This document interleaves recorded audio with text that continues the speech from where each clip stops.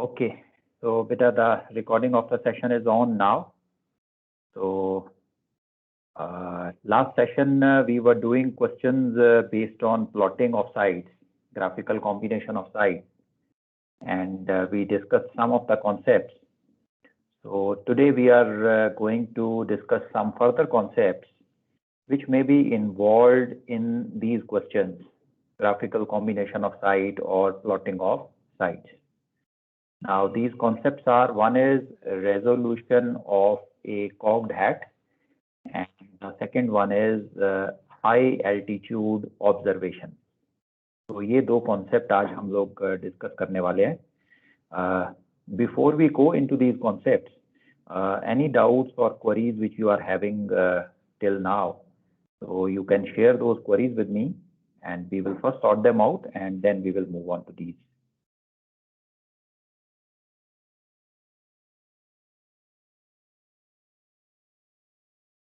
Sir पहले concept कर लेते हैं, उसके बाद देखेंगे, क्लियर ही हो जाएंगे सर. कुछ एक ऐसी चीजें अटक रखी हैं. हाई एल्टीट्यूड की वजह से. Okay, all right. So let me open up the presentation and we will proceed ahead.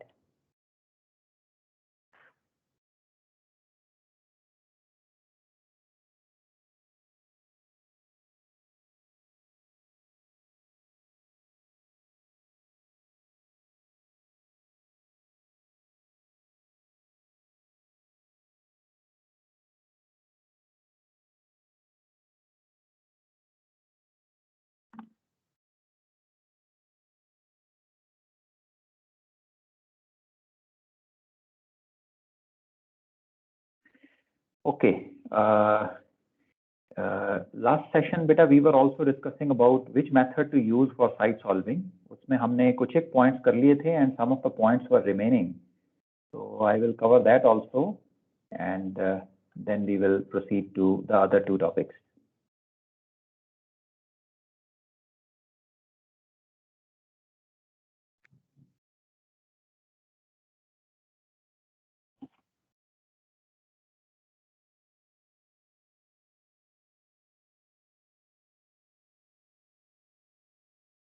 Okay, so I had told you that in some of the questions in phase 1, which are based on plotting of sides, the method to be used for solving a side may not be given to you. So in that case, we try to get the method by reading the question carefully and finding out which method or which scenario fits in here. So first thing which we check is whether the body is on the meridian or not.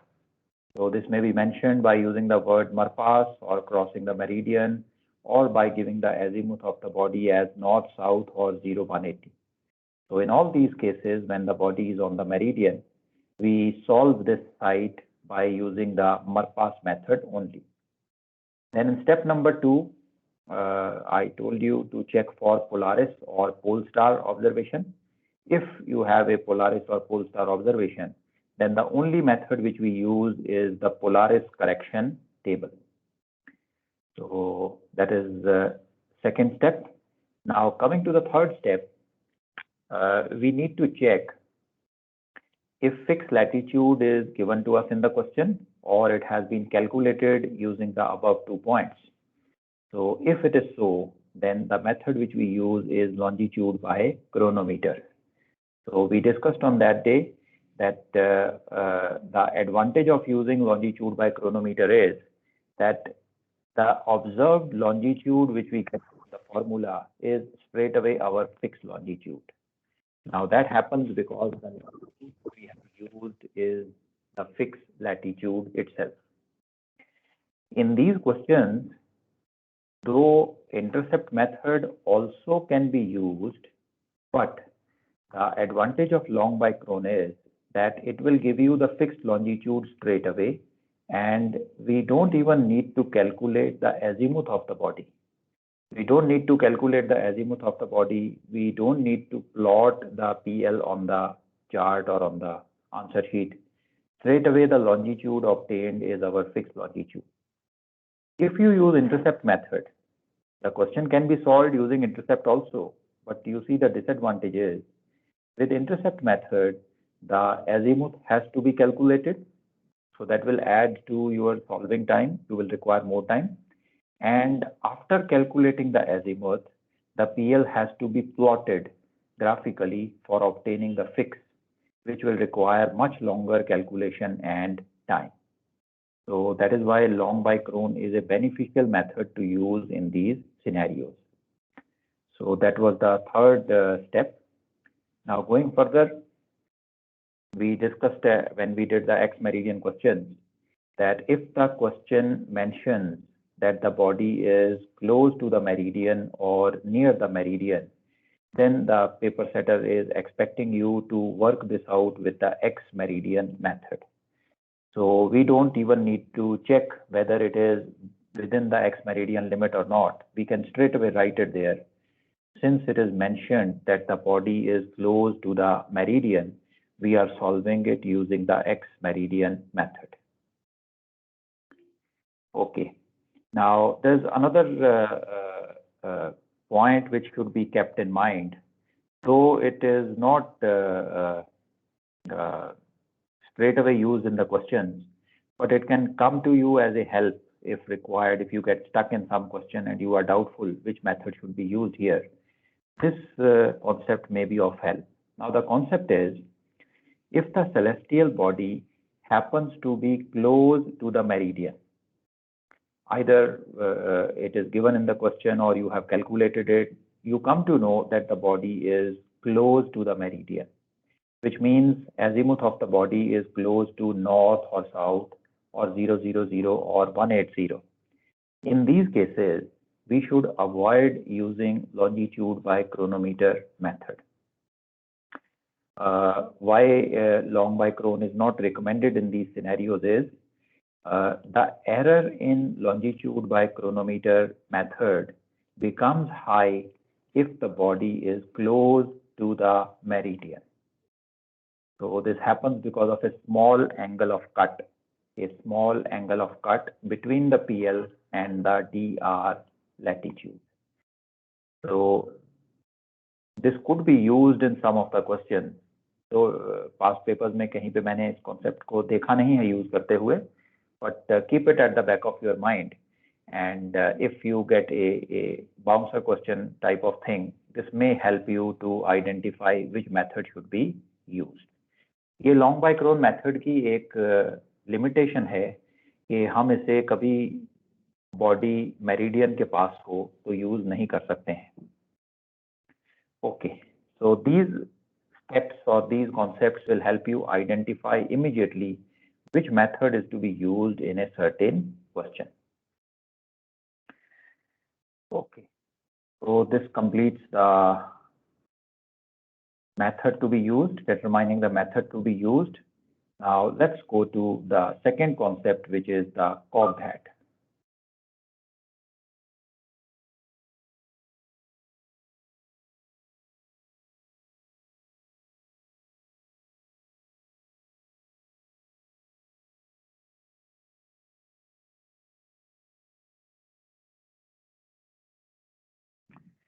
Okay, so let us now first try to understand कि ये जो cocked hat है ये actually है क्या.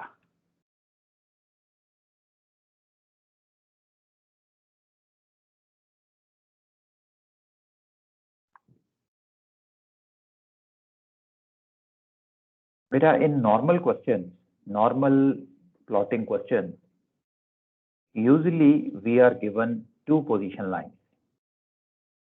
So something like this, let us say you have one PL given like this.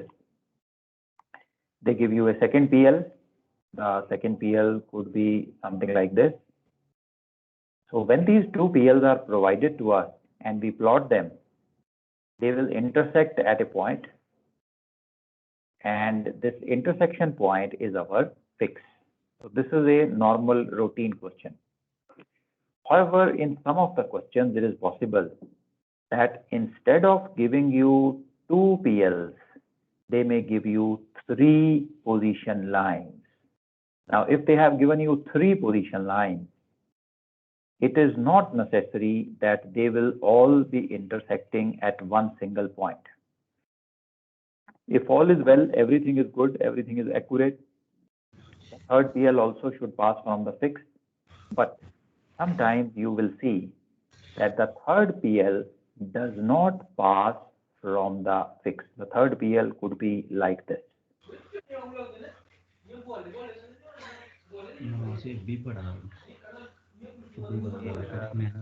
The people can mute their mic. कल निकल चलाने 12 बजे पुजना उत्थे टाइम हो गया 15 मिनट रोंदे नहीं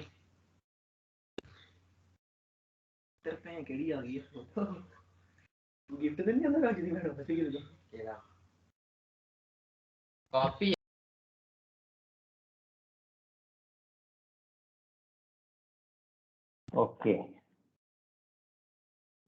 Okay.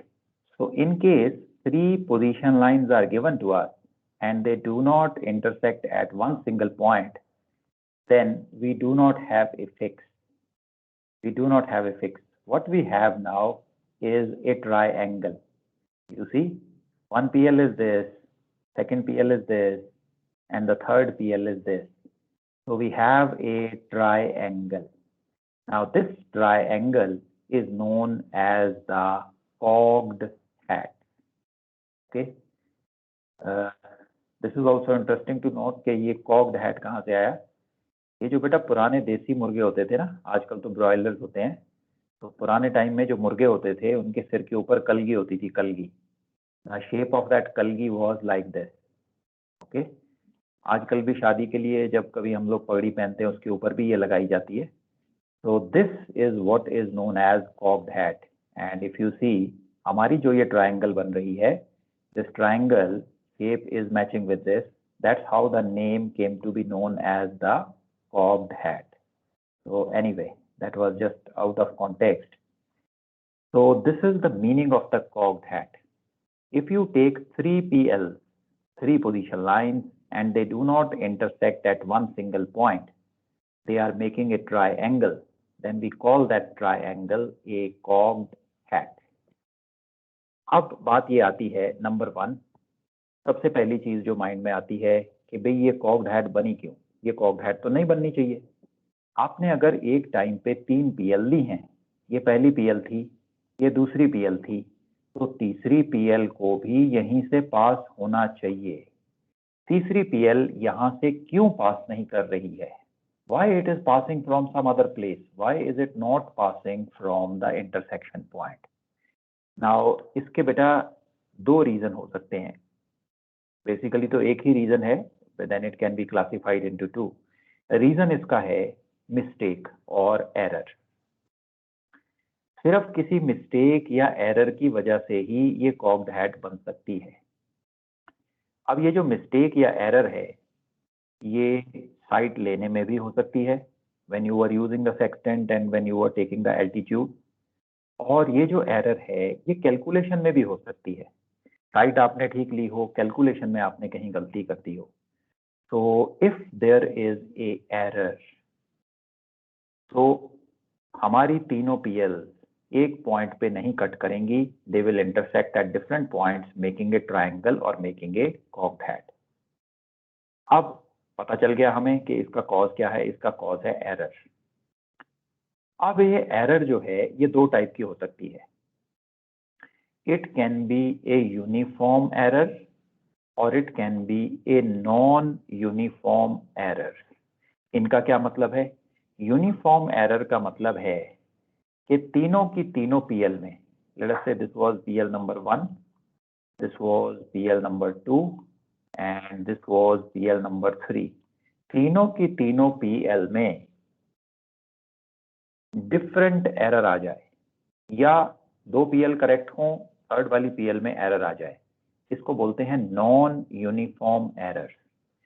मींस तीनों PL में एरर एक जैसी नहीं है. एक PL में एरर है, दूसरे में कम हो गई, तीसरे में ज्यादा हो गई, या डिफरेंट एरर हो गई.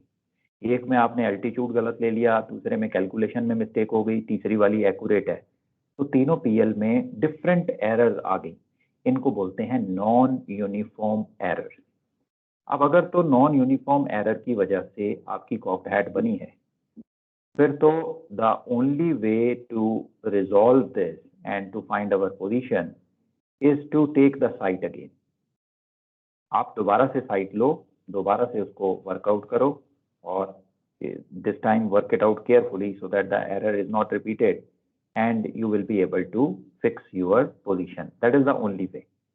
अगर नॉन यूनिफॉर्म एरर है तो, लेकिन अगर तीनों की तीनों पीएल में यूनिफॉर्म एरर है, यूनिफॉर्म एरर, तो हमारे पास ज्योमेट्री की टेक्निक है, ज्योमेट्री के कुछ टेक्निक हैं हमारे पास with which we can resolve this error without working out the site again. So बिना साइट को, पूरी की पूरी साइट को दोबारा वर्कआउट किए, बिना दोबारा एल्टीट्यूड लिए, बिना दोबारा वर्किंग आउट किए, हम लोग ये पता लगा सकते हैं कि हमारी एक्चुअल पोजीशन क्या है। तो इसी प्रोसीजर को हम लोग बोलते हैं resolution of the cocked hat.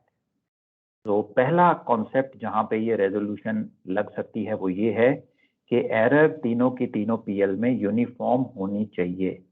अगर एरर यूनिफॉर्म नहीं है तो फिर ये मेथड काम नहीं करेंगे, फिर हमें साइट को दोबारा वर्कआउट करना पड़ेगा। अब हम ये अज्यूम कर लेते हैं कि हमारी एरर यूनिफॉर्म है। यूनिफॉर्म एरर मीन्स तीनों की तीनों पीएल में सिमिलर एरर इंट्रोड्यूस हुई है। अब ये यूनिफॉर्म एरर कैसे हो सकती है? Let me give you an example, forget about this for the time being. Uniform error कैसे हो सकती है? I will give you some example जिससे आपको ये क्लियर होगा कि ऐसा कौन सा सिचुएशन या सिनेरियो है जिसमें तीनों पीएल में यूनिफॉर्म एरर आ सकती है। It could be in terrestrial sites. Late us से आपने एक लाइट हाउस था, इसकी बियरिंग ली और इसको चार्ट पे प्लॉट कर दिया। तो bearing usually we take up with the gyro compass, तो हमने जायरो बियरिंग ली और चार्ट पे प्लॉट किया। दूसरा लाइट हाउस था, इसकी भी बियरिंग ली और हमने इसे चार्ट पे प्लॉट कर दिया। एक तीसरा लाइट हाउस था, हमने इसकी भी बियरिंग ली और इसे भी चार्ट पे प्लॉट किया। अब जब हमने इसको प्लॉट किया तो हमें पता चला कि ये तीनों के तीनों जो हैं ये एक पॉइंट पे नहीं मिल रहे हैं। तो why they are not meeting at a single point? Now the only reason which could be possible here is the gyro error. या तो आपने जायरो एरर को लगाया नहीं, या जो भी जायरो एरर आपने लगाई वो एक्यूरेट नहीं थी। The actual gyro error was something else. अब जो भी जायरो एरर है वो चाहे लाइट हाउस 1 से आप बियरिंग लो, चाहे 2 से बियरिंग लो, चाहे 3 से बियरिंग लो, वो जायरो एरर तो सेम रहने वाली है। Gyro error is not going to vary as per the light house, it is going to remain the same. तो तीनों की तीनों बियरिंग में सेम एरर है और ये कॉग्ड हैट हमारे चार्ट पे बन गई है। तो अब हम इसको रिजॉल्व कर सकते हैं। ये पहला सिनेरियो है, ओके। इसको हम लोग बोलते हैं terrestrial cocked hat. Terrestrial cocked hat का मतलब है ये लैंड बेस्ड ऑब्जेक्ट से ही बनी है, तो that is why called as terrestrial cocked hat. Terrestrial means land based. अब बेटा इसे मैं सॉल्व करने का तरीका भी साथ में बता देता हूँ। टेरेस्ट्रियल कॉग्ड हैट ये जो बनी है हमारे चार्ट पे, इसे हम लोग कैसे रिजॉल्व करते हैं? इसे रिजॉल्व करने के लिए हम लोग HSA मेथड को यूज करते हैं, horizontal sextant angle. Okay, so what we do is we do not plot these bearings. हम इन बियरिंग को प्लॉट नहीं करते चार्ट पे। हमें पता है इनमें जायरो एरर है and gyro error is not known to us, some unknown gyro error is there. So what we do is we calculate the horizontal angle between these lighthouses. तो ये जो HSA मेथड है, horizontal sextant angle, इस method के साथ जरूरी नहीं है कि horizontal angle sextant से ही लिया जाए, ये gyro bearing से भी हमें मिल सकता है। तो जो ये horizontal angle हमारे पास आया, इस horizontal angle के बेस पे हमें एक पोजीशन सर्कल मिल जाता है। ओके, ये कॉन्सेप्ट मैंने अभी आपको कराया नहीं है, ये हमारे नेक्स्ट मॉड्यूल में आएगा, वहां पे मैं इसे डिटेल में आपको कराऊंगा कि कैसे हम ये HSA निकालते हैं। और अभी के लिए मैं सिर्फ आपको इतना बता रहा हूँ कि हॉरिजॉन्टल एंगल अगर मिल जाए तो हम लोग 2 लाइट हाउसेस के साथ एक पोजीशन सर्कल बना सकते हैं, कुछ इस तरह जैसा मैंने ये ऑरेंज कलर का पोजीशन सर्कल यहाँ पे बनाया है। इसी तरह से जो light house number 2 and number 3 है, हम इनमें से पास करता हुआ भी पोजीशन सर्कल जो है ये बना सकते हैं। So wherever these circles cut, that will be our fix. So this is how a terrestrial cocked hat is resolved. इसमें हम लोग HSA का कॉन्सेप्ट यूज करते हैं। तो बेटा अभी तक जो मैंने आपको बताया है इसमें अगर कोई डाउट आ रहा है तो please share with me. Once it is clear then we will proceed at. सही टेरेस्ट्रियल कॉक्ड हैट इसको बुला रहे हैं क्योंकि this is from terrestrial bearings. अगर सेलेस्टियल कॉक्ड हैट होगा तो दोनों का सॉल्विंग तरीका अलग कैसे होगा? सेम ही तो होगा ना सर। ओके अभी सेलेस्टियल पे चलेंगे बेटा। तो up to terrestrial is clear? Sir okay इसको सर ओनली एचएससी से ही कर सकते हैं, मतलब जो हमने पहले कॉक्ड हैट का तरीका पढ़ा है उससे सॉल्व नहीं होगा? बेटा उससे किया जा सकता है, उससे भी किया जा सकता है, बट रिकमेंडेड मेथड है HSA। बिकॉज मैं आपको रीजन भी बता देता हूं, और भी तरीके हैं, सिर्फ यही एक तरीका नहीं है जिससे हम टेरेस्ट्रियल कॉक्ड हैट को रिजॉल्व करते हैं, और भी तरीके हैं, ज्योमेट्री बेस्ड मेथड है। जो मैं सेलेस्टियल कॉक्ड हैट के लिए आपको मेथड बताने वाला हूं वो भी यहाँ पे यूज किया जा सकता है, बट रिकमेंडेड नहीं है। क्यों रिकमेंडेड नहीं है? Because HSA gives us the best accuracy. Okay, recommended method है HSA, horizontal sextant angle method या हॉरिजॉन्टल एंगल मेथड, बिकॉज इससे हमें एक्यूरेसी सबसे ज्यादा मिलती है। ओके, इनफैक्ट अगर हमारे पास ऑप्शन होता कि हम सेलेस्टियल कॉक्ड हैट में भी HSA को यूज कर सकते तो हम HSA को ही यूज करते। जो मेथड मैं अभी आपको बताने वाला हूं वो यूज नहीं करते हम लोग, पर अनफॉर्चुनेटली सेलेस्टियल कॉक्ड हैट के केस में हम HSA को यूज कर ही नहीं पाते। रिस्ट्रिक्शन है, लिमिटेशन है, we can not use it. Okay sir. या ओके, तो ये अगर हम जैसे अभी आपने HSA से किया तो ये पोजीशन जो है इस कॉक हेड के अंदर ही आएगी ना सर? ये बेटा नॉट नेसेसरी, बाहर भी आ सकती है, अंदर भी आ सकती है, बाहर भी आ सकती है। अभी मैं सेलेस्टियल कॉक्ड हैट जब कराऊंगा आपको तो दोनों केसेस बताऊंगा कि अंदर कब आती है और बाहर कब आती है। ओके, सो दोनों जगह पे आ सकती है, ज्यादा चांसेस होते हैं कि अंदर आए, बट बाहर भी आ सकती है। Okay okay, so this was terrestrial cocked hat. Now we proceed ahead.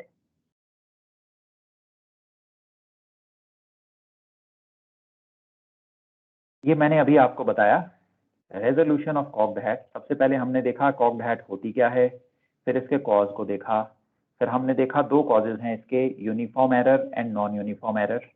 हमें सबसे पहली चीज तो ये पता चल गई कि नॉन यूनिफॉर्म एरर में तो इसे ज्योमेट्री से सॉल्व नहीं कर सकते हैं, यूनिफॉर्म एरर के केस में ही इसे सॉल्व किया जा सकता है। और फिर हमने यूनिफॉर्म एरर में टेरेस्ट्रियल कॉक्ड हैट को सॉल्व किया using the horizontal sextant angle method. अब यही चीज यहाँ पे लिखी है, so I am just going to repeat it. तो if unknown error of different signs or magnitude on different bearings is there, it cannot be resolved. You will have to work out the site or the bearings again. However, if the unknown error is uniform, that means it is of the same sign and magnitude, we can use the HSA method and resolve the terrestrial cocked hat. Okay, so this was terrestrial cocked hat. Now let's go to celestial cocked hat. Celestial cocked hat का मतलब है कि जो ये position lines आई हैं ये हमें celestial objects की बियरिंग लेने के बाद मिली हैं, या सेलेस्टियल ऑब्जेक्ट की साइट लेने के बाद मिली हैं। हमने सन, स्टार, प्लेनेट और मून, इन सब ऑब्जेक्ट की साइट्स ली हैं और इनसे हमें तीन पोजीशन लाइन मिली हैं। हमने ये तीनों पीएल को जब अपने चार्ट पे प्लॉट किया, then it formed a triangle और it formed a cocked hat. इसको बोला जाता है celestial cocked hat. So again पहला कॉन्सेप्ट तो ये है, if unknown error is non uniform, that means या तो उसका साइन डिफरेंट है या मैग्नीट्यूड डिफरेंट है हर एक बॉडी के लिए, तो फिर हम उसे रिजॉल्व नहीं कर सकते हैं। However if the error is uniform, uniform का मतलब है तीनों के तीनों साइड में एरर का सेम साइन और मैग्नीट्यूड है, the error is similar, then we can use geometry to resolve the cocked hat. तो अब हमारे सामने क्वेश्चन है एक, कि हमारे पास 3 सेलेस्टियल पीएल हैं, 1, 2 and 3, and they are making a triangle और एक कॉग्ड हैट। हमने अब यहाँ से अपनी एक्चुअल पोजीशन को फाइंड आउट करना है। कैसे फाइंड आउट करेंगे? तो अब बेटा ये मेथड जो है इसको आप स्टेप बाय स्टेप समझना, थोड़ा सा लेंदी प्रोसीजर है ये, मैं स्टेप बाय स्टेप आपको बताता चला जाऊंगा, so keep on understanding it. सबसे पहली चीज जो हमें देखनी है to resolve the cocked hat is कि जो ये 3 सेलेस्टियल ऑब्जेक्ट हैं, are these object contained within 180 degrees और नॉट। अब इस सेंटेंस का मतलब क्या है, मैं आपको इसका मतलब समझाता हूं। लेट अस से कि ये हमारी डीआर पोजीशन है, हमने पहला स्टार जो ऑब्जर्व किया साइड के लिए, that star was on this azimuth, okay. Let us say 070, मैं यहाँ पे 70 लिख देता हूँ। दूसरा स्टार जो हमने ऑब्जर्व किया, दूसरा स्टार, लेट अस से the second star was this one, ये था हमारा दूसरा स्टार, इसकी बियरिंग थी 010, और जो तीसरा स्टार हमें मिला साइड लेने के लिए, वो तीसरा स्टार हमें मिला यहाँ पे, द बियरिंग वाज 300। ओके, सो ये जो 3 स्टार हमें मिल गए हैं, now is there A way कि ये तीनों के तीनों स्टार किसी एक स्ट्रेट लाइन के एक तरफ आ जाएं? और in other words, can I draw a straight line passing from the DR position in such a way कि तीनों के तीनों स्टार उसके एक तरफ आ जाएं? Is it possible? Sir very much possible बेटा। आप इसी लाइन को देख लो, 9270 वाली जो लाइन है, this is a straight line, और ये तीनों के तीनों स्टार इसके एक तरफ ही आ गए हैं। अब बेटा स्ट्रेट लाइन में ये जो एंगल होता है, this straight angle is 180 degree angle. So अगर ये तीनों स्टार इस स्ट्रेट लाइन के एक तरफ आ गए हैं, तो हम बोलते हैं that the bearings are contained within 180 degrees. हमारी तीनों की तीनों बियरिंग जो हैं, ये 180 डिग्री के अंदर अंदर कंटेन्ड हैं, उससे बाहर नहीं निकल रही हैं। This is the meaning of bearing contained within 180 degrees. अब मैं आपको एक एग्जाम्पल बताता हूं where the bearings will not be contained within 180, they will spill over. Let us say कि हमने जो 3 स्टार अपनी साइड के लिए चूज किए, ये वाला स्टार नहीं था वहां पे, दिस वाज नॉट देयर। हमें जो तीसरा स्टार मिला, वो तीसरा स्टार था यहाँ पे, this is where the third star is. So इसकी बियरिंग हम लोग ले लेते हैं 185। तो अब बेटा आपको स्टार दिख रहे हैं, you can see 1 at 070 bearing, 1 at 185 bearing, another one is at 300 bearing. अब आप मुझे बताओ, is it possible to draw a straight line passing from the DR position? ऐसी एक लाइन हम क्या खींच सकते हैं कि ये तीनों के तीनों स्टार उस लाइन के एक तरफ आ जाएं? Is it possible now?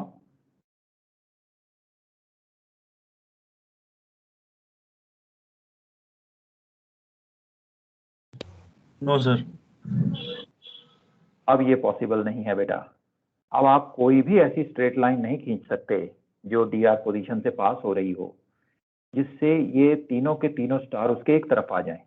आप किसी भी तरह से लाइन खींचने की कोशिश करो। आप बोलते हो कि सर मैं 300 लाइन, इस लाइन को एक्सटेंड कर देता हूँ, ओके, ऐसे अब 300 और 70 तो एक तरफ आ गए, लेकिन 185 वाला स्टार जो है दूसरी तरफ चला गया। आप कोई भी और लाइन खींच लो, आप 0 to 180 वाली लाइन खींच लो, ये दो स्टार उसके एक तरफ आ गए, ये वाला स्टार थर्ड ऑपोजिट साइड में चला गया। So it is not possible now to have the stars, all three of them, on one side of any straight line passing from the DR position. इसको हम लोग बोलते हैं the bearings are not contained within 180 degrees. अब ये चीज मैंने आपको समझा तो दी है, आपको इस चीज का कैसे पता चलेगा? आप इसकी एक रफ डायग्राम बना लो। So you can make a rough diagram. अगर इसमें confusion हो आपको, आपने चेक करना है bearing are contained within 180 or not, तो आप एक rough diagram बनाओ। Let me erase the ink and show you. आपने ये जो डायग्राम बनाई, इस डायग्राम में आपने एक north south east west line draw कर दी।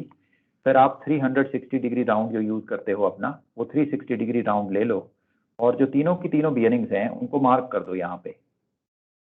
तो आपने तीनों बियरिंग को मार्क कर दिया। Now you join these 3 bearings and अब आप अपनी इस डायग्राम में देखो, इमीडिएटली आपको पता चल जाएगा whether they are contained within 180 or not. तो सबसे पहली चीज जो हमें पता करनी है वो यही पता करनी है, क्योंकि दोनों केसेस में हमारा कॉग्ड हैट रेजोल्यूशन का मेथड अलग अलग है। So I hope this point is clear to everyone now.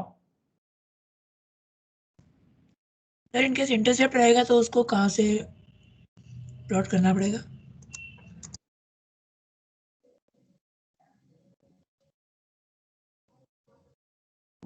Okay, अब बेटा आपको डाउट आएगा कि सर हमारा एक साइड जो है वो इंटरसेप्ट से ली गई है, दूसरी लॉन्ग बाइक्रोन से ली गई है, तीसरी पोलारिस है। ओके, सो अब ये बियरिंग लाइन कहाँ पे शो करें हम? बेटा आपने कोई भी साइड सॉल्विंग का मेथड हो, कोई भी पांचों में से कोई भी मेथड हो, बियरिंग लाइन को हमेशा डीआर पोजीशन से ही बनाना है। ये देखने के लिए are they contained within 180 or they are outside 180, आपने हमेशा बियरिंग लाइन को डीआर पोजीशन से ही बनाना है, चाहे इंटरसेप्ट साइड हो, चाहे मरपास हो, पोलारिस, लॉन्ग बाइक्रोन, एक्स मेरिडियन, कुछ भी। आप स्टार का जो भी एजीमुथ है, एजीमुथ तो हर एक केस में आपको मिलेगा, मरपास के केस में, long by chron, intercept, ex meridian, Polaris, हर एक केस में आपको स्टार का एजीमुथ मिलेगा। आपने उस एजीमुथ को डीआर पोजीशन पे लगा देना है। जो भी एजीमुथ आया, apply it on the DR position straight away. Clear बेटा? डाउट रिजॉल्व हो गया? Yes sir. ओके, सो अब बेटा हम ये चीज पता कर चुके हैं कि बियरिंग स्ट्रेच 180 के अंदर अंदर कंटेन्ड है या नहीं कंटेन्ड है। अब मैं आपको दोनों तरीके बताऊंगा कि कॉग्ड हैट को कैसे रिजॉल्व करना है। पहला सिनेरियो हम ये ले रहे हैं that the bearings are not contained in 180, means they are spilling over. आप ऐसी कोई भी, बोलो बेटा। सर ये 3 बेयरिंग, एक 300 है, एक 070 है, एक 120 है, तो क्या कंटेन्ड होगा, नॉट कंटेन्ड होगा? ओके बेटा, मुझे एक बार दोबारा बता दो। 1 is 300, ठीक है, 300 आ गई। 070, दूसरी है 070, 070। तीसरी कौन सी है बेटा? 120, 120, 120। 90+। Okay okay okay. अब बेटा जब आप इनको ड्रॉ करोगे तो आपको पता चलेगा कि ये 120 और 300 ये स्ट्रेट लाइन में आ गए। Yes sir. राइट, ऐसा सवाल आपको कभी नहीं मिलेगा। ओके, ऐसा सवाल कभी नहीं मिलेगा आपको कॉग्ड हैट रेजोल्यूशन में। मैं उसका रीजन भी आपको बता देता हूँ। ऐसा सवाल क्यों नहीं मिलेगा आपको? क्योंकि अगर एक एजीमुथ 300 है तो बेटा इसकी पीएल तो जो है वो 300 के परपेंडिकुलर होगी। The PL would be something like this. और जिस स्टार का एजीमुथ 120 है उसकी पीएल भी बेटा परपेंडिकुलर होगी। That means it has to be in the same direction. इसकी पीएल भी बिल्कुल इसी डायरेक्शन में आएगी। करेक्ट? मतलब दोनों की दोनों पीएल एक दूसरे के पैरेलल हो जाएंगी। करेक्ट बेटा, राइट? सही बोल रहा हूं मैं? Yes sir. ओके, अब देखो क्या होगा। ये सवाल आपको क्यों नहीं देंगे? क्योंकि ये सवाल बहुत ही आसान बन जाएगा। मैं अभी बताता हूं तुम्हें। Let me erase the unnecessary line and I will tell you कि ये क्वेश्चन क्यों नहीं आ सकता। ये 2 पीएल मैंने यहाँ ड्रॉ कर दी। अगर ऐसा सवाल उन्होंने आपको दिया तो बेटा एरर ढूंढना बहुत ही आसान है। कैसे है आसान? Let me pick up the pen, let's change the colour. ये जो 2 पीएल आपने ड्रॉ की, आपको इसमें तीसरी पीएल की जरूरत ही नहीं है। You don't require the third PL at all. ये जो 2 पीएल आपने ड्रॉ की, इन दोनों पीएल के बीच में जो डिफरेंस आया ना बेटा, ये डिफरेंस, इस डिफरेंस को नोट कर लो कितना है। आप अपने स्केल के हिसाब से इसे मेजर कर सकते हो। 1 सेंटीमीटर इक्वल टू 1 माइल का स्केल लिया आपने, डिस्टेंस देख लिया। लेट अस से द डिस्टेंस इज 3 मिनट्स और 3 माइल। ओके, इन दोनों के एग्जैक्टली बीच में, मिडल में आपकी करेक्ट पोजीशन लाइन है। This is your correct position line. क्योंकि बेटा दोनों में यूनिफॉर्म एरर है। अगर दोनों में यूनिफॉर्म एरर है तो दोनों को इक्वल डिस्टेंस ट्रेवल करना पड़ेगा सही पीएल पे आने के लिए। तो दैट मीन्स जो करेक्ट पीएल है वो एग्जैक्टली इनके मिडवे में है। मतलब 1.5 मिनट की एरर थी दोनों की दोनों पीएल्स में। आपके पास ये पीएल आ गई straight away, this is the correct PL. Third वाली पीएल को जो यहाँ पर जहां पर भी कट करेगी वो आपकी फिक्स आ जाएगी। ओके, तो ये सवाल इजी हो जाएगा। And because it gets so easy, it has not come in the exam till now and I anticipate के ये आगे भी आने वाला नहीं। ओके बेटा,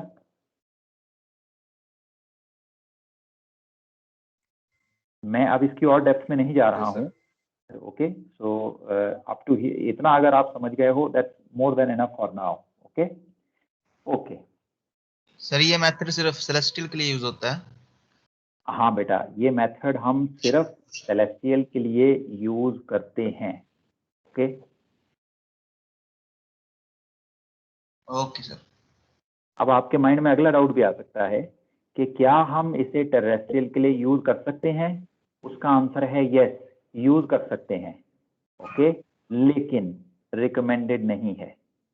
फिर अगला डाउट आपके माइंड में आएगा, सर क्यों रिकमेंडेड नहीं है? क्योंकि इस मेथड की एक्यूरेसी HSA मेथड से कम है, इसलिए रिकमेंडेड नहीं है। That is why HSA method is a better method for resolving terrestrial or land based COGDAT। अब आपके माइंड में एक और डाउट आ सकता है कि सर अगर HSA इतना अच्छा है तो हम उसे सेलेस्टियल पीएल में यूज क्यों नहीं करते? वो मैं अभी बताऊंगा आपको क्यों नहीं करते। सर इसमें अगर जैसे आपने बोला कि always use the DR position for checking the bearings, so जैसे अगर हम लोग लैट बाय या एक्स मेरिडियन से जैसे कर रहे हैं तो उसमें ऑब्जर्व लैट आएगा, तो ऑब्जर्व लैट पे नहीं बनाएंगे, we'll put it on the DR position.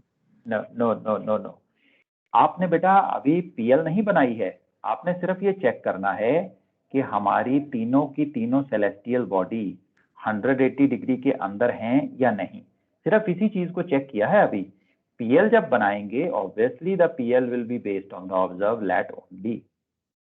No no, I was talking about the azimuth, the bearing.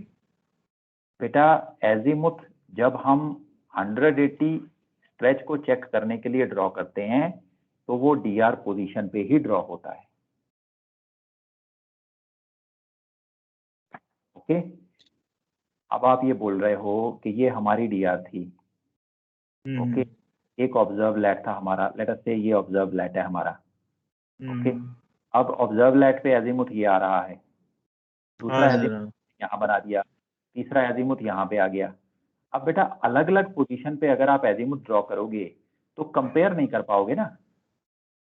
सो ये पूछ, ठीक है। हाँ, तो when we are comparing we can compare all the azimuth at the single PL, क्योंकि आपका जो ship है वो तो एक सिंगल पोजीशन पे है ना। करेक्ट। तो जब हम बॉडी के एजीमुथ को कंपेयर करते हैं कि भाई वो 180 के अंदर है या बाहर, तो एक ही पोजीशन पे उनको लेके कंपेयर करते हैं। ओके, बाकी अगर आप ऑब्जर्व लैट पे कैलकुलेट करो या डीआर पोजीशन पे कैलकुलेट करो, इन दोनों लैटिट्यूड डिफरेंस की वजह से आपके एजीमुथ में कोई फर्क नहीं आने वाला। Okay, in fact even you go 40-50 miles away from your DR position, 40-50-60 mile आप अपनी डीआर पोजीशन से दूर भी चले गए किसी भी डायरेक्शन में, जो बॉडी का सेलेस्टियल बॉडी का एजीमुथ है वो चेंज होने वाला नहीं है। It will remain the same because those bodies are so far away from us that a little bit of change in our position on earth is not going to cause any difference in the azimuth of the body. Yes sir, yes. Okay. Good. Okay बेटा, so very good. So अब हमें ये concept पता चल गया है कि bearing contained within 180 है या bearing are outside 180 degree stretch. तो ऐसा करते हैं बेटा, let's take a break now, we will take a break, after the break then I will tell you कि इन दोनों केसेस में हमने बियरिंग को कैसे ड्रॉ करना है। ओके, और what is the time right now? Time is 18. Okay, we can complete one before the session finishes off. Let's complete this. If bearings are not contained within 180 degrees, तो cocked hat को कैसे resolve करना है? So, सबसे पहली चीज, अगर bearings 180 में कंटेन नहीं हो रही हैं, cocked hat को रिजॉल्व करने के लिए आपने सबसे पहले तीनों की तीनों PLs को अपने चार्ट पे प्लॉट कर लेना है. So all the three position lines to be plotted. So let us assume that this is our DR position. ये मैंने PPT पे एक DR position बना दी है.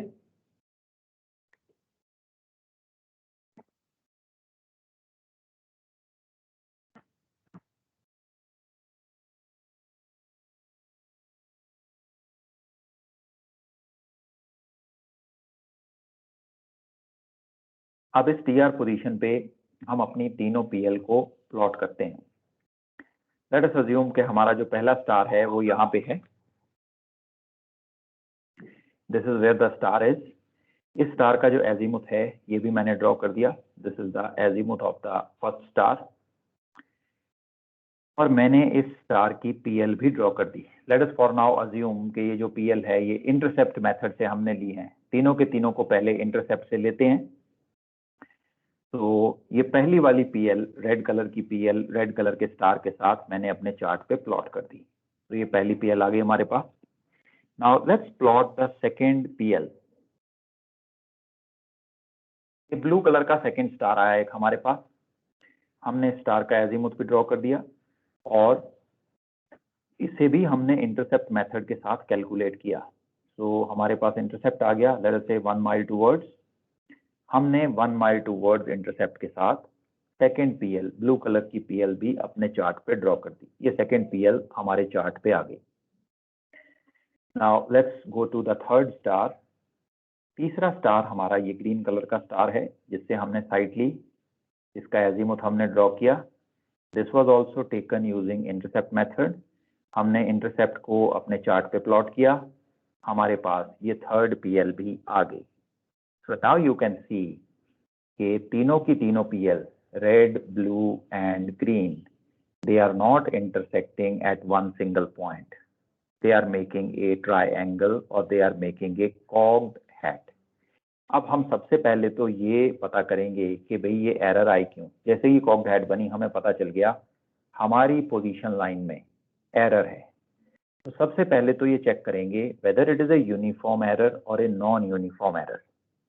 So we will go into the cause of this error. कैसे check कर सकते हैं? यूनिफॉर्म एरर किस केस में हो सकती है? सेलेस्टियल पोजीशन लाइन में बेसिकली दो सिनेरियो हैं जिनमें यूनिफॉर्म एरर हो सकती है. एक सिनेरियो ये है कि आपने जो सेक्सटेंट यूज किया उस सेक्सटेंट की इंडेक्स एरर अप्लाई नहीं की. अब लेट अस से index error was 1.5 on the arc. अब आप अगर इंडेक्स एरर अप्लाई ना करो, पुराने टाइम में क्या होता था बेटा, सेक्सटेंट हमारे पास पड़े होते थे, 2, 3, 4 बॉक्सेस में रखे होते थे ब्रिज में. एंड हर एक सेक्सटेंट के बाहर एक मार्किंग होती थी जिसमें इंडेक्स एरर हम उसकी लिख देते थे.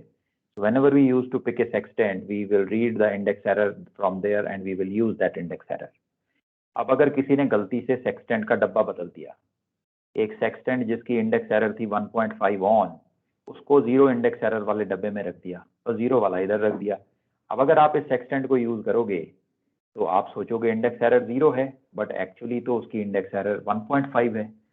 सो अगर ये इंडेक्स एरर आपने अपनी कैलकुलेशन में अप्लाई नहीं की तो तीनों की तीनों पोजीशन लाइन में सिमिलर एरर, यूनिफॉर्म एरर आएगी, क्योंकि 1.5 मिनट ऑन की एरर तीनों की तीनों पीएल्स में एक जैसी इंट्रोड्यूस होगी. दिस इज वन एग्जांपल कि कैसे यूनिफॉर्म एरर हमारी पीएल में आ सकती है. सेकेंड एग्जांपल यूनिफॉर्म एरर कैसे आ सकती है, to give you an example. मान लेते हैं कि आपने साइट ली, साइट लेने के टाइम पे डिप करेक्शन लगानी थी आपको. तो डिप करेक्शन के लिए आपने हाइट ऑफ आई जो है वो नोट की कि हाइट ऑफ आई कितनी है. आपने ब्रिज डायग्राम से देखा, ब्रिज की हाइट ऑफ आई जो है वो आपको लेट अस से 20 मीटर मिल गई. तो ये 20 मीटर हाइट ऑफ आई लगा के आपने तीनों की तीनों साइट को वर्कआउट कर दिया. अब जब साइट वर्कआउट हुई और ट्राइंगल बन गई, you went back to your calculation, आपने चेक किया कि भाई मेरी सारी चीज़ें करेक्ट है.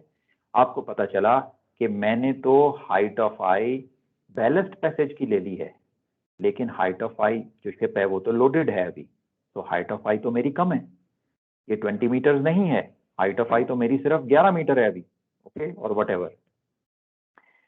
तो अब ये जो डिप करेक्शन की एरर आ गई है, लगानी थी 11 मीटर के लिए, लगा दी है 20 मीटर के लिए, ये तीनों की तीनों पीएल में यूनिफॉर्म एरर आ गई है.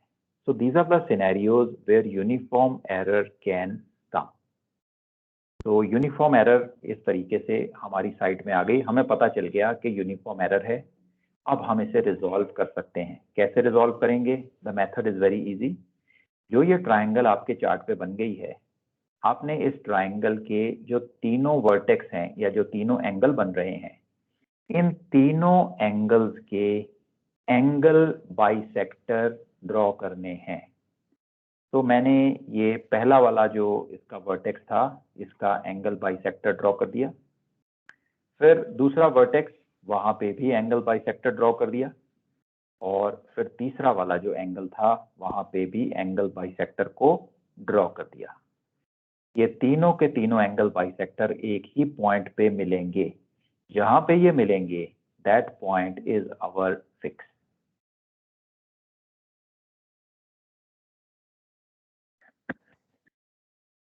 ओके, तो बेटा ये मेथड क्लियर हो गया. इसमें जो भी डाउट आ रहा है, you can share with me. Sir इसमें बेरिंग तो चेक करी नहीं सर हमने, 180 डिग्री से कम है कि ज़्यादा है. ओके बेटा, अभी चेक कर लो. Can you draw any line from the DR position कि ये तीनों के तीनों उस लाइन के एक तरफ आ जाएं, red, green and blue star. देखो ट्राई करके, स्केल रख के देखो.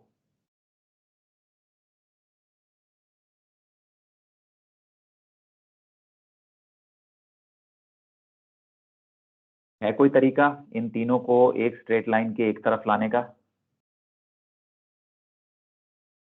नहीं आ रहा सर, एक लाइन में नहीं आएंगे. Right. So that means the bearings are not contained in 180 degrees. So अगर bearing 180 डिग्री के अंदर कंटेन ना हो तो यही मेथड हम फॉलो करते हैं. Internal angle bisector of all the three angles of the triangle. Okay sir. Okay? Okay. Exam में ये हम सीधा डी से मेजर करके कर सकते हैं कि हमें कंपास से दिखाना पड़ेगा? हाँ बेटा, कंपास से मत दिखाना. यहाँ पे वो आप 8th क्लास 9th क्लास में जो एंगल बाइसेक्टर बनाते हो ज्योमेट्री में, उसकी कॉम्पिटेंसी नहीं चेक कर रहे हैं यहाँ पे. तो आप सिंपली इस एंगल को मेजर करो. आपके पास डी है, प्रोट्रैक्टर है, 360 डिग्री राउंड है, ये एंगल मेजर करो, कैलकुलेटर में डालो, डिवाइड बाय 2 करो और उतना एंगल किसी भी साइड के साथ यहाँ पे बना दो. इसको डी के साथ बनाना है. You do not require to bisect it by using compass only. No. आप डी प्रोट्रैक्टर को यूज करके इसको बाइसेक्ट कर सकते हो। ओके, कंपास से क्यों नहीं करना? ऐसा नहीं है कि कंपास से करने से गलत होगा, नहीं, कंपास से नहीं करना मैं इसलिए बोल रहा हूं, number 1, it is complicated procedure. आपकी कंपास थोड़ी सी भी हिली तो आपका एंगल बाइसेक्टर गलत होने वाला है, चांसेस ऑफ मिस्टेक। नंबर 2, आपको ज्यादा टाइम लगेगा कंपास से एंगल बाइसेक्टर ड्रॉ करने में, इससे क्विकली हो जाएगा। Okay, so that is why draw them using the D protractor or 360 degree round, whatever you are using. Okay, और तीसरा रीजन कि कंपास के साथ क्यों बाइसेक्ट नहीं करना है वो ये है, ऐसा हो सकता है कि ये कॉक्ड हैट बहुत छोटी बने। अब अगर ये कॉक्ड हैट बहुत छोटी बनेगी और आप कंपास लेके इसमें घुस गए एंगल बाइसेक्ट करने, तो फिर बेटा फिर बड़ी दिक्कत हो जाएगी, है ना। It will become too hotch potch a diagram to show. एक कट यहाँ आएगा, एक कट यहाँ आएगा, एक कट यहाँ लगेगा, एक कट यहाँ लगेगा, so it will become all hodgepodge. So avoid using compass. Use the D protractor 360 degree round, whatever you have straight away.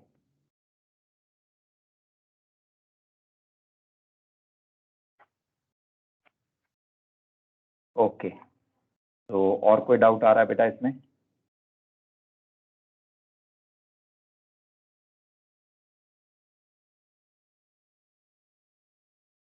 Okay, अब एक डाउट और आ सकता है कि सर अगर ये तीनों एंगल बाइसेक्टर, अगर ये तीनों के तीनों एंगल बाइसेक्टर जो हैं वो एक पॉइंट पे ना मिले, तीसरा वाला बाइसेक्टर मैंने ड्रॉ किया तो वो बाइसेक्टर यहाँ पे एक और कॉक्ड हैट बना दे, अगर ऐसा हो जाए तो क्या करेंगे? बेटा ऐसा अगर हो तो आप समझ जाओ कि आपने प्लॉटिंग में कहीं ना कहीं कोई गलती की है, बिकॉज एज पर ज्योमेट्री ये हो नहीं सकता कि तीनों एंगल बाइसेक्टर एक पॉइंट पे कट ना करें। Okay, as per geometry they should all cut at the same point, so if they are not cutting, you have made some mistake somewhere. अगर तो आपके पास टाइम है तो इन तीनों एंगल बाइसेक्टर को दोबारा से चेक करो, और अगर टाइम नहीं है तो स्केल लेके इसको इन दोनों के साथ ज्वाइन कर दो, अगर टाइम नहीं है तो। ओके, सो जहां पे ये ज्वाइन होते हैं वहां पे आपकी फिक्स है।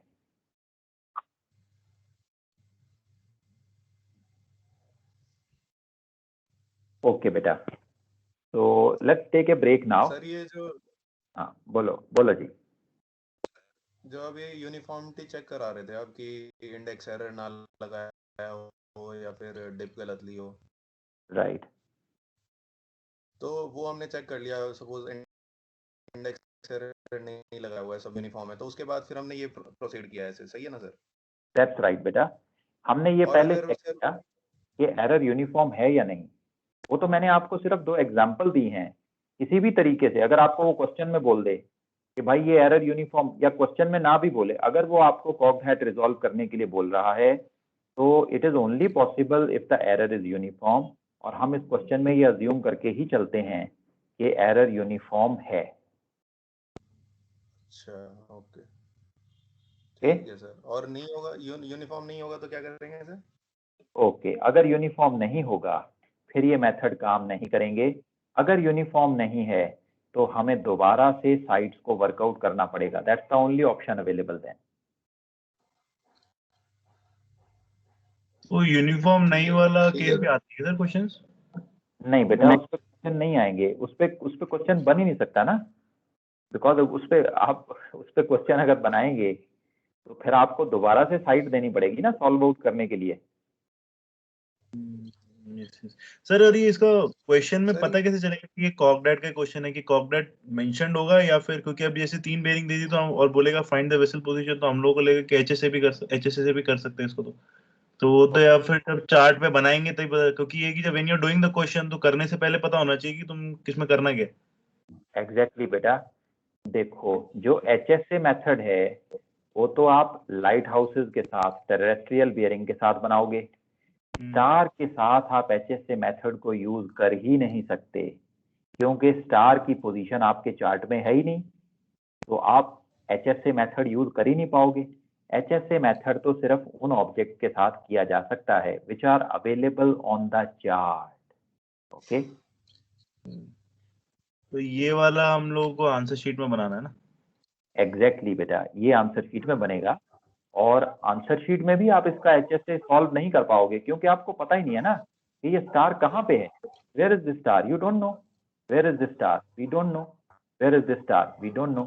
जब हमें इनकी पोजीशन ही नहीं पता, तो हम इनको ज्वाइन करती हुई लाइन भी ड्रॉ नहीं कर सकते, और एचएस से एंगल, एचएस से मेथड यहाँ पे बनेगा ही नहीं। ओके, ये वाला केस बन सकता है जो इंटरसेप्ट का आपने बताया, मेजर करके and then put the position line and then angle bisector calculate करके ये कर सकते राइट बेटा, हैं। यस, ठीक है।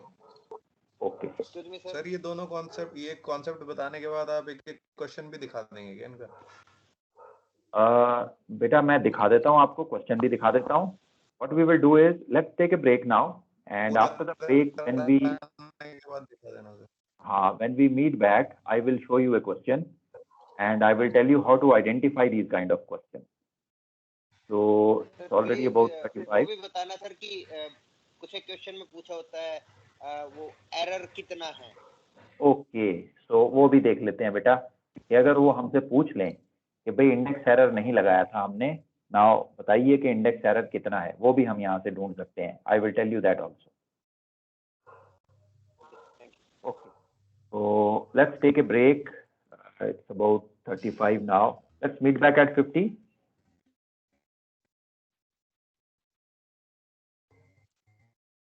Okay sir. Okay.